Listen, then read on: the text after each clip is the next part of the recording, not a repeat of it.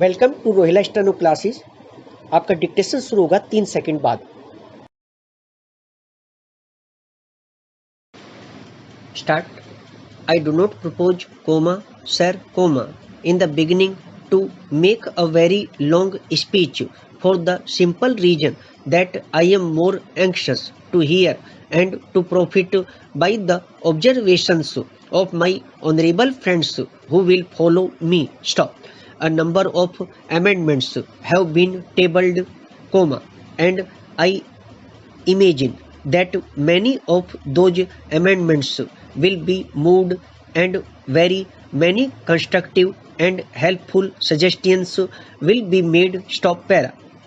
The House is aware that under the Constitution there is a special officer appointed by the President. Stop. I should like, at the very beginning, to pay a tribute to his hard work, and the devotion with which he has worked will be shown by the very exhaustive report that he has submitted to this House. Stop para.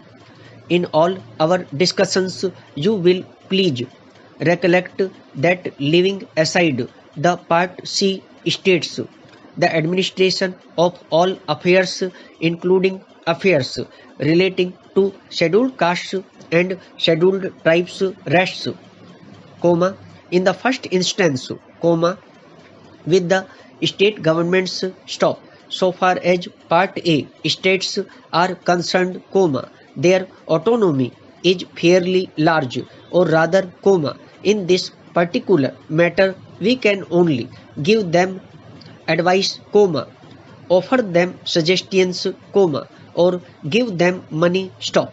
So far as the Part B states are concerned, it is true that under the Constitution directives may be sent, but they are also carrying on their affairs with fully elective legislative bodies, and I just remind the House that the power of giving directives is not an unlimited power in terms of period of time. Stop. It is only for 10 years. Stop.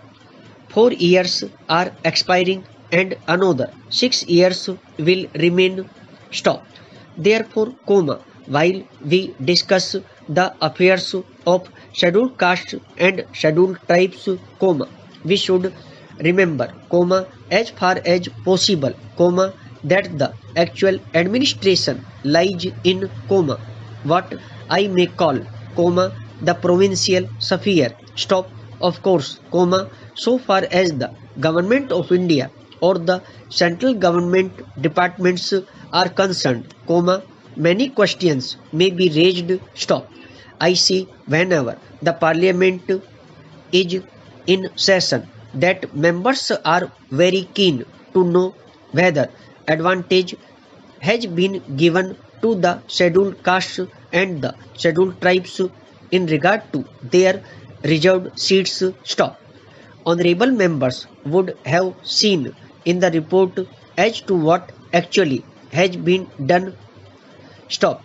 I should like, at the outset to assure every single member of the House that the central government spares no pains, to see to it that the scheduled castes and the scheduled tribes have the fullest opportunity of rendering public service. Stop para.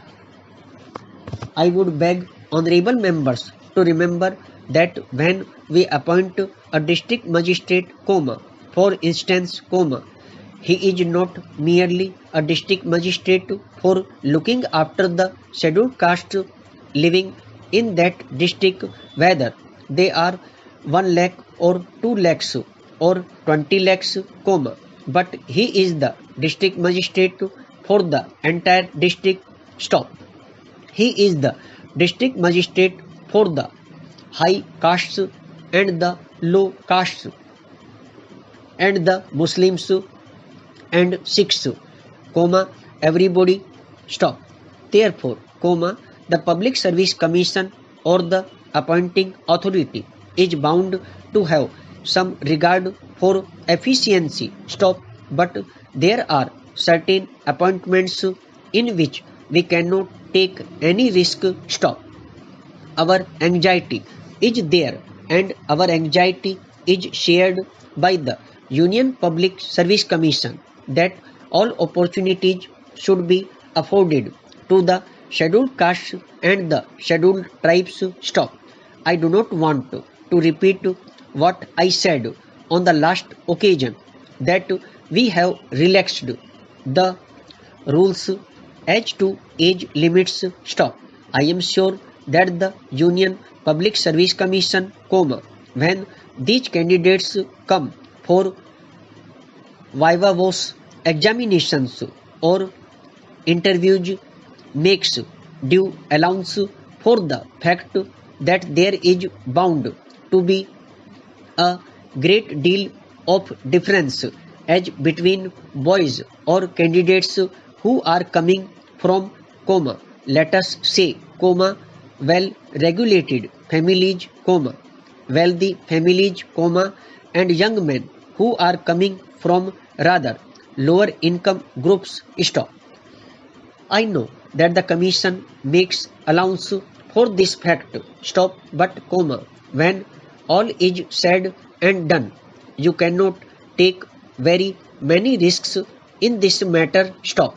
What is much more important is that there should be every effort made for their educational uplift, and concessions should be given, scholarships should be given. Stop. I am all in favor of these young boys from the scheduled castes and backward classes to be sent to England and foreign countries for education. Stop. Para. Then, there is another matter. Stop. I know that in urban areas untouchability has been practically disappeared and complaints are rife that this is not so in rural areas. Stop. I know that. Stop. But you have got to take your countrymen as they are. Stop.